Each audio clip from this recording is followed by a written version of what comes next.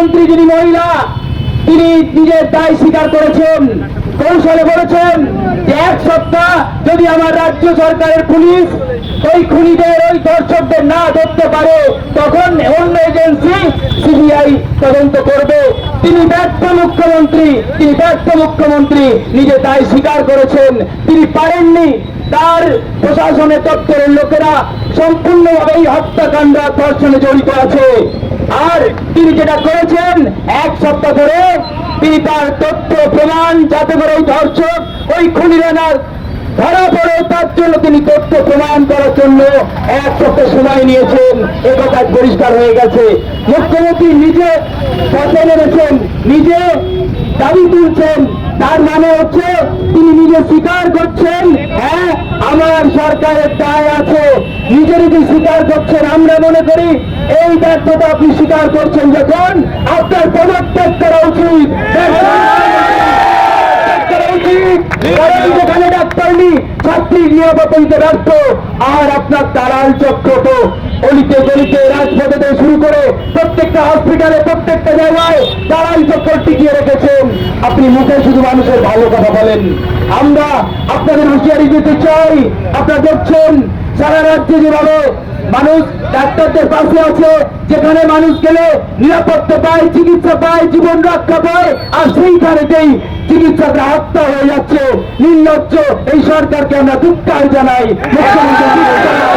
আমরা মনে করি তার সঙ্গে জড়িয়ে আছে সমস্ত তৃণমূল কংগ্রেসের নেতা মন্ত্রীরা, তারা এই সমস্ত দালাল চক্রে জড়িয়ে আছে। এসএসকেমে যাবেন, পিজিতে যাবেন, দেখবেন যে আপনার মা, আপনার বাবা অসুস্থ, বাবা এমন অবস্থা, তাকে এমার্জেন্সিতে ভর্তি করতে হবে, বলবে বেড নেই, বলবে বেড খালি নেই। দালাল নার্সে গুড়গুড় করে বলবে টাকা দিন, তাহলে বেড দিলে যাবে। আমরা এই স্বাস্থ্যমন্ত্রীর পদত্যাগ চাই, যিনি সারা রাজ্যে অরাজকতা করে রেখেছে। তাই লড়াই করছেন। কালকে, আগামীকালকে আমরা কলকাতায় ডাক দিয়েছি, শিয়ালদা থেকে আরজিকর পর্যন্ত, শ্যামবাজার পর্যন্ত আমরা রাজপথে সোচ্চার হব। এই ব্যর্থ, এই অপদার্থ মুখ্যমন্ত্রীর পদত্যাগ চাই, অপদার্থ স্বাস্থ্যমন্ত্রীর পদত্যাগ চাই। যে সিভিকরা, আমি সিভিক ভাইদের রেসপেক্ট করি, কিন্তু যে সিভিকরা এই ধর্ষণ আর খুনে জড়িয়ে আছে, সেই দায় কিন্তু মুখ্যমন্ত্রীর, পুলিশ মন্ত্রী হিসাবে। এই পুলিশরা যারা আনিস খানকে হত্যা করেছিল, এই পুলিশ ভোলাহাটের আবু সিদ্দিককে খুন করেছে, এই পুলিশ যে প্রিয়াঙ্কা হাজরা আদিবাসী ছাত্রী, বর্ধমান বিশ্ববিদ্যালয়ের ছাত্রী, তাকে গলা কেটে খুন করেছে, অথচ তাকে গ্রেফতার করতে পারি, তার অপরাধীরা অবাধে ঘুরে বেড়াচ্ছে। আমরা ধিক্কার জানাই এই পুলিশ মন্ত্রীকে, পুলিশ মন্ত্রীর পদত্যাগ চাই, আর এই স্বাস্থ্যমন্ত্রীর পদত্যাগ চাই। ইন্ডিয়ান সেকুলার ফ্রন্ট আন্দোলন করছে। প্রয়োজনে আজকে বৃষ্টিতে ভেজা আমাদের ছোট ছোট ভাই বোন, সমস্ত ছাত্রছাত্রী, তারা উদ্বিগ্ন, মা বোনেরা বেরিয়েছে, আমরা অনেকে ভিজে আছি। আমি আমার কথা দীর্ঘায়িত করবো না, খুব সংক্ষেপে আমাদের যারা দায়িত্বশীল আছে একটা কথা বলেই আজকে আমাদের এই প্রোটেস্ট, এই প্রতিবাদ আমরা এখানে শেষ করতে রাজি নই। যদি বৃষ্টিতে ভিজো, কারণ আমাদের নিরাপত্তা নিয়ে প্রশ্ন উঠছে। কারণ যদি একটা ডাক্তার, মহিলা ডাক্তার যদি নিরাপদ না থাকে, তাহলে আমাদের মা বোনেরা ওই হাসপাতালে কি নিরাপদ থাকবে? তাই আমরা রাজপথে নেমেছি, আমাদের মা বোনেরা নেমেছে। প্রয়োজনে আমরা বৃহত্ত আন্দোলন গড়ে তুলবো। আমরা কিন্তু ছেড়ে কথা বলবো না, কারণ এই মুখ্যমন্ত্রীর, এই ব্যর্থ মুখ্যমন্ত্রী আমরা পদত্যাগ চাই। দেখিয়ে দিয়েছে, অন্যার দেশ দেখিয়ে দিয়েছে। আপনি সতর্ক হয়ে যান, হুঁশিয়ারি দিচ্ছে। আপনার ভাইপোকে মাঠে নামিয়ে লাভ হবে না। আরে তিনি তো তোলাবাজ ভাইপো, তিনি তো সবকিছু কারিগর করে রেখেছেন। পজিশন আমরা জানি আর বাকি নেই। আমি এখন আমাদের এই ব্লকে যিনি দায়িত্বে আছেন, আমি রিয়াজ স্যার এবং আমজাদকে দায়িত্ব কথা বলে শেষ করতে বলবো।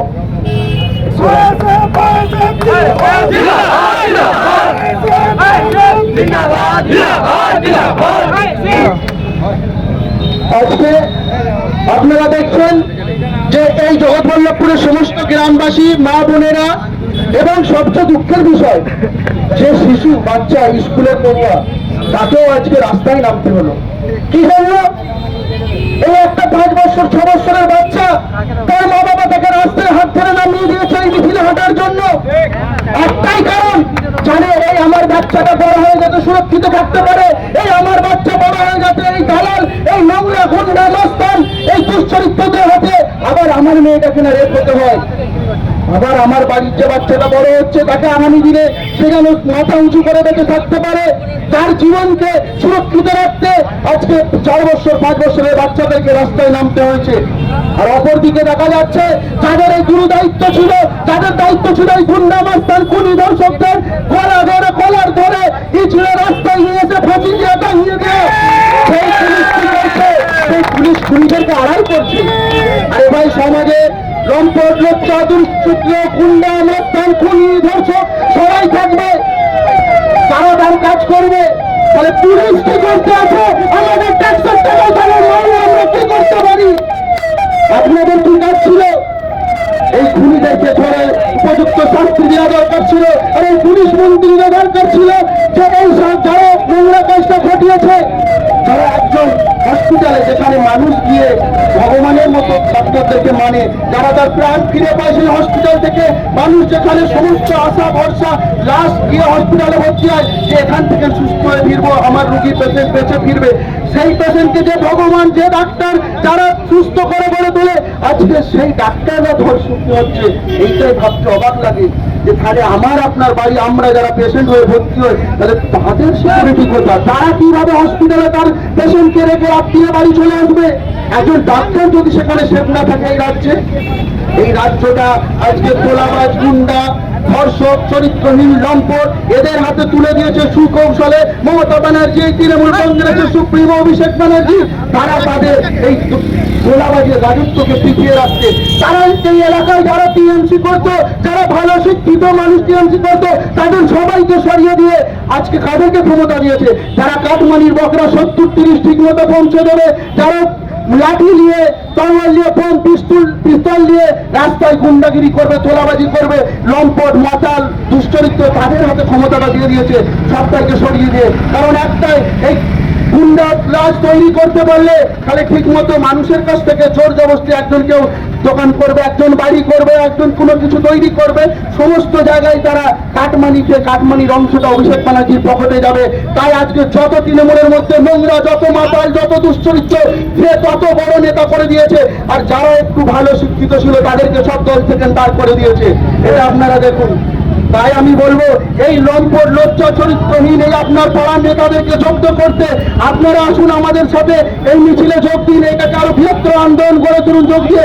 নাহলে কিন্তু আপনি যে দলই করেন, আপনি যার সাথেই থাকেন, আপনার বাড়ির মেয়েও কিন্তু সুরক্ষিত থাকবে না।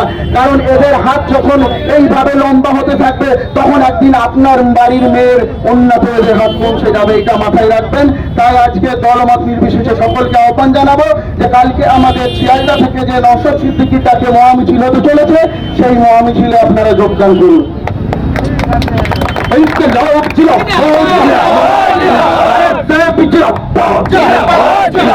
Justice for Archik Kaur, Justice for Anis Khan, एक दफा एक दाबी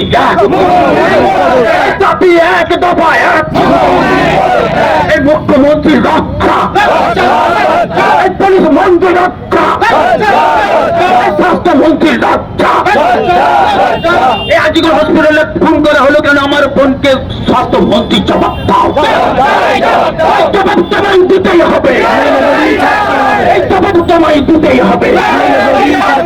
এই জাস্টিস ফর আরজিৎ কর, এই জাস্টিস ফর আনিস খান, এই জাস্টিস ফর প্রিয়াঙ্কা হাসদা, এই যে লোক জিরাপ্পান, এই আমাদের সংগ্রাম, এই অসহায় জনগণের সংগ্রাম, সতের সংগ্রাম, ইতিতে জনগণের সংগ্রাম, এটিকে বরাইকের সংগ্রাম, ইনকিলাব জিরাপ্পান, বলছে শহরনগর গ্রামবাসী, বলছে শহরনগর গ্রামবাসী, বলছে ভোলাহাটের গ্রামবাসী, বলছে আনিস খানের গ্রামবাসী, ইনকিলাব জিরাপ্পান, ইন্ডিয়ান সেকুলার ফ্রন্ট জিরাপ্পান, ইন্ডিয়ান সেকুলার ফ্রন্টের সংগ্রাম আমাদের সংগ্রাম, এই পিছিয়ে পড়ে জনগণের সংগ্রাম,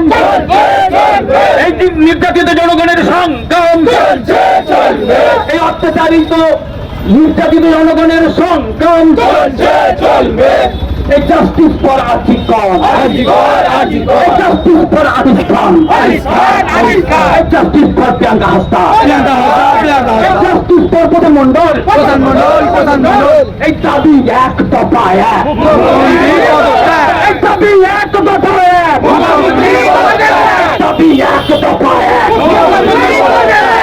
এই দাবি এক দফা এক